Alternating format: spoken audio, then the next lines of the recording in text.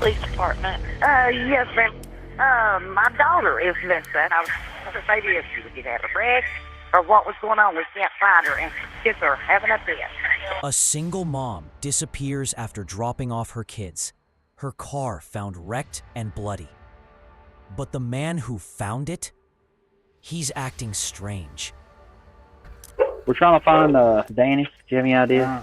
She left at 3 o'clock and I ain't seen her since. What they discovered next would expose a web of lies, drug deals gone wrong, and a killer hiding in plain sight.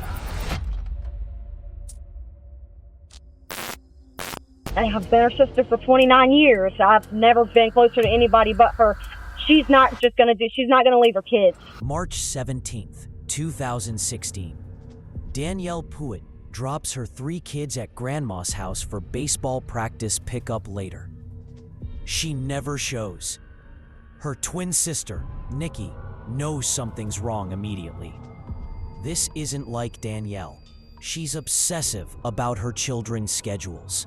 My daughter is missing. Okay, and when was the last time you saw her? I think she left the house somewhere around 3, maybe 3:30. The family's terror is real. Charlene, Danielle's mom, can barely get the words out. She's trying to stay calm, but panic is creeping in. Danielle isn't the type to vanish. She's a devoted single mom who never ignores her children's needs. So I called my sister and I asked, well, she wasn't answering her phone. So I kept calling, called Chris. Chris said she was asleep. So, man. Nikki explains how her day spiraled. She needed Danielle to babysit, called repeatedly, got nothing but silence. She even called Chris, Danielle's ex and roommate, to wake her up. But something felt wrong from the start. I guess she got up in, and Savannah, a girl who lives with my sister, who's staying with my sister, whatever, said she heard Danny on the phone, and Danny said, meet me on the next street over. The first crucial clue emerges. Savannah, living in Danielle's house, overheard a mysterious phone call. Danielle arranging to meet someone on the next street over. Then she walked out and vanished. Hey, man. Can we come in for a minute? I want to holler at you. Where's the chick at? Savannah? Officers head to Danielle's house. Her roommate, Chris, acts defensive immediately. Won't let police inside. Gets hostile when asked basic questions.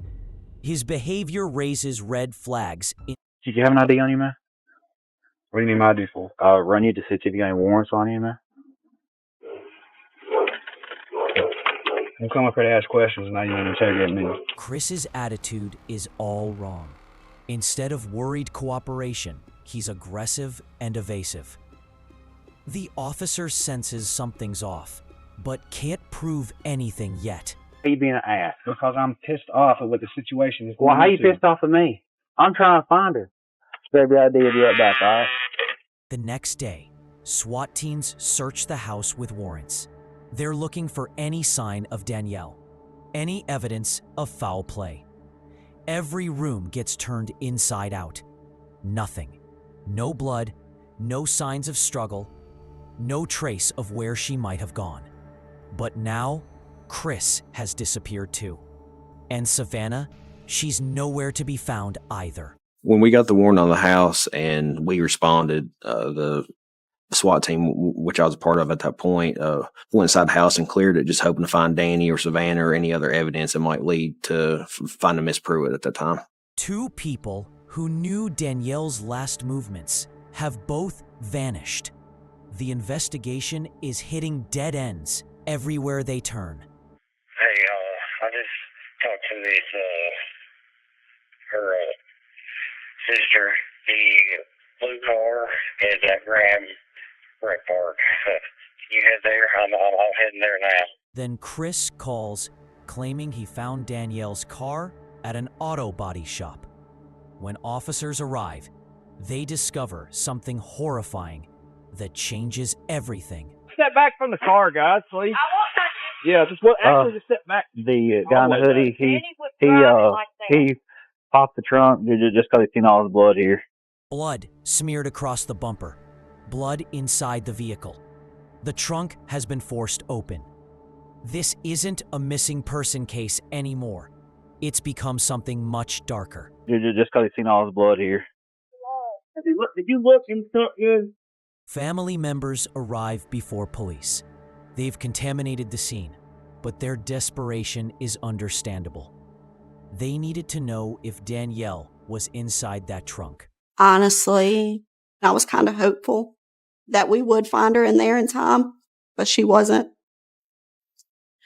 And her car had been wrecked, and there was blood on the back bumper. The discovery crushes any remaining hope.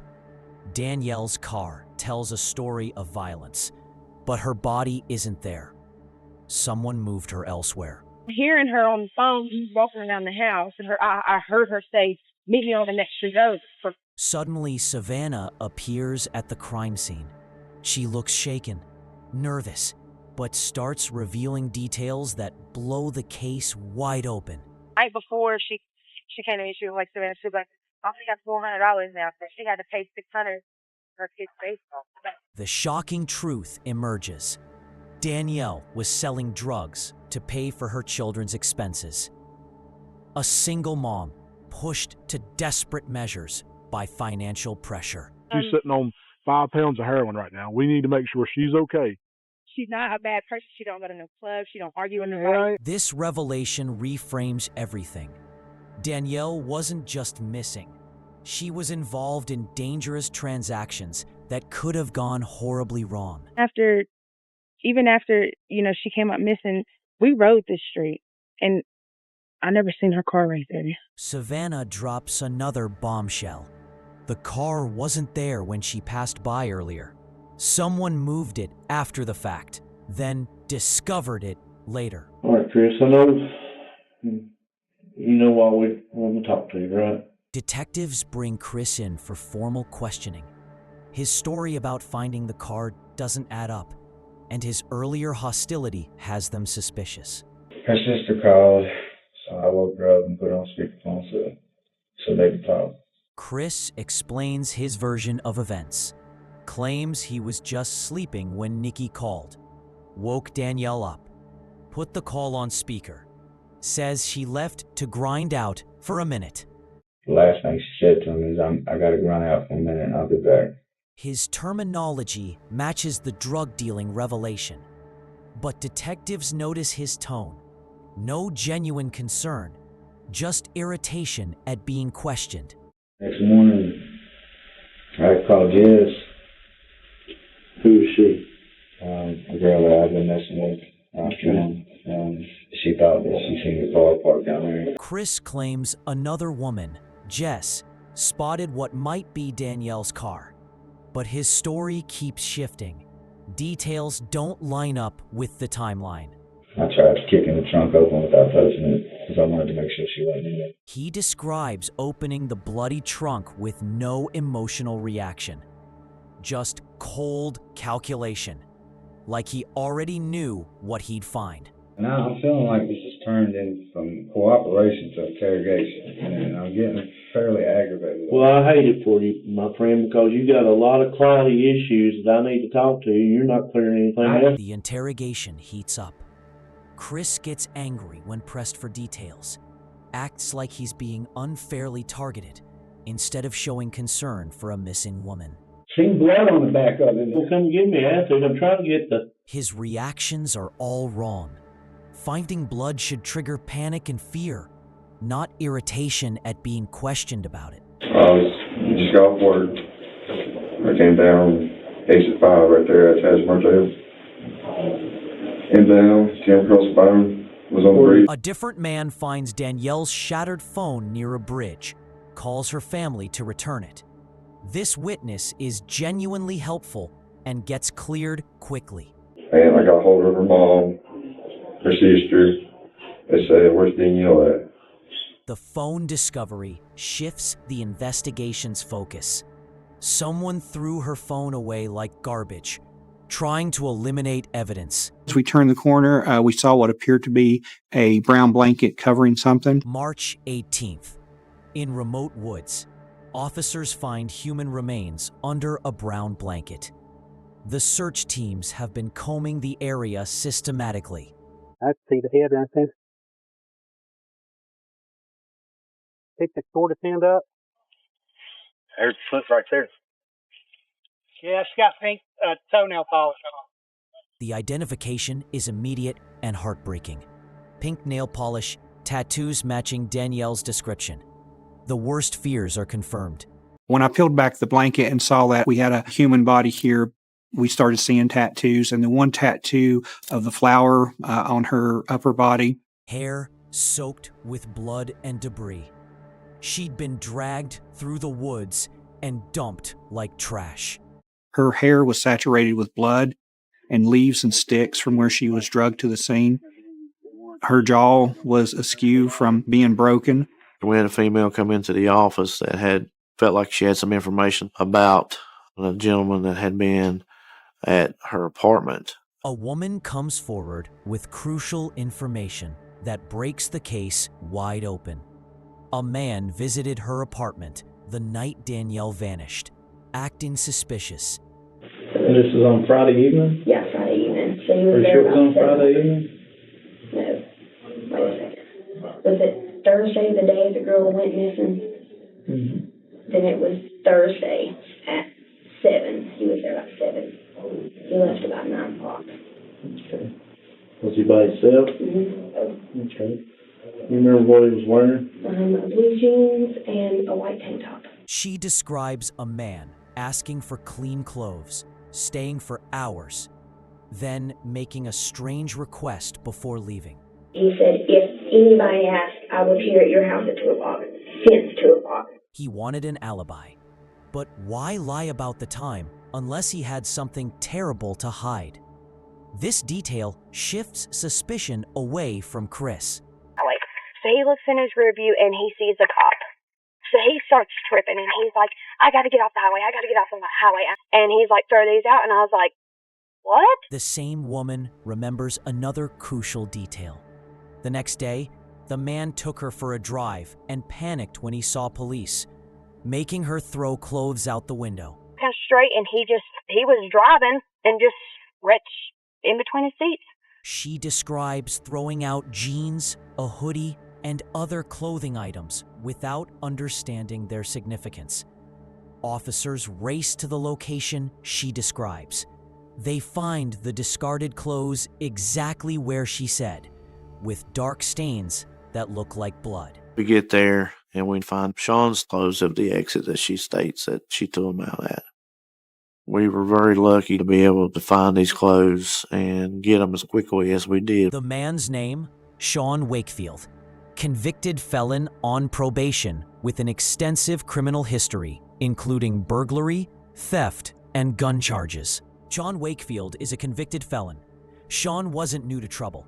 He was already on probation when all this happened. At this point, we wanted to question Sean because we believe Sean was a possible suspect. Detectives pull Sean's complete criminal history, track his movements, and bring him in for questioning. He arrives with a lawyer, immediately putting them on guard. I just want to ask you to, if you would, just kind of tell me about your day yesterday, from the time you woke up. What'd you do when you got up? Went outside and started the car. Sean's answers are rehearsed and mechanical. Every response sounds calculated, like he's been practicing this conversation. When I questioned Sean regarding his activities the day of Danielle's disappearance, he was very specific initially, and he had large gaps in his story. His timeline has massive holes right when Danielle disappeared.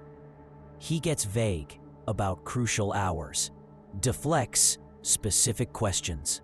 You're leaving stuff out. You're leaving big gaps here. I mean, at this point, I'm through. The detective presses harder as Sean's story falls apart.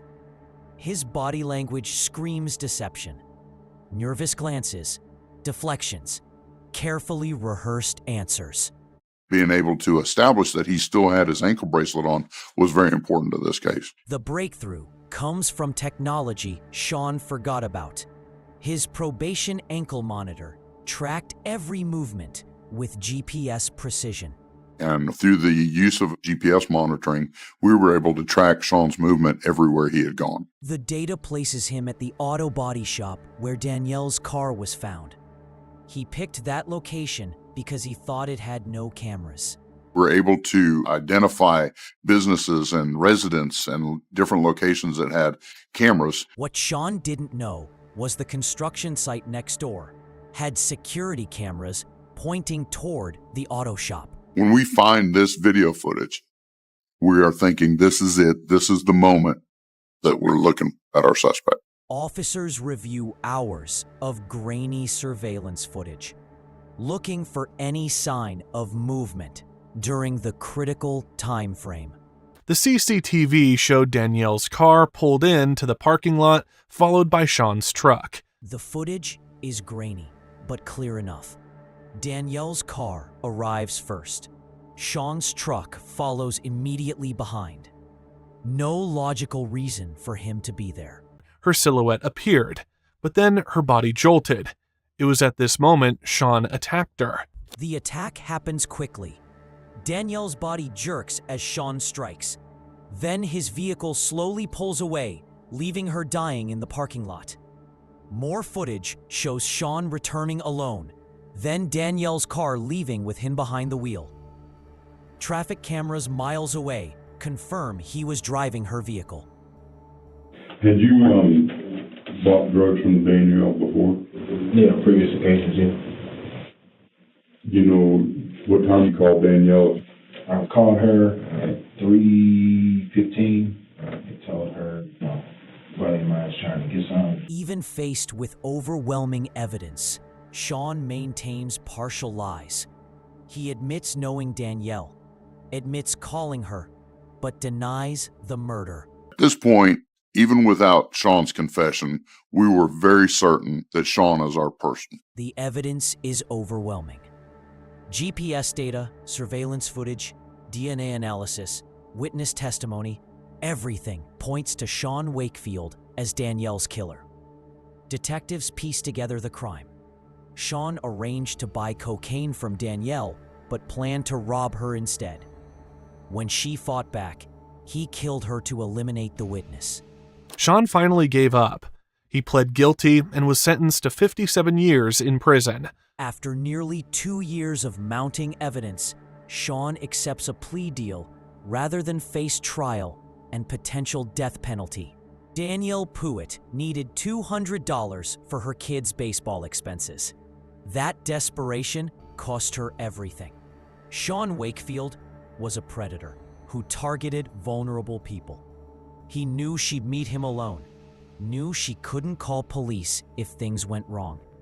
Modern technology solved this case. GPS tracking, surveillance cameras, DNA testing. But it came too late for Danielle and her 3 children. What drives someone to rob and kill a struggling mother? Share your thoughts below, because understanding these crimes might be the key to preventing the next one.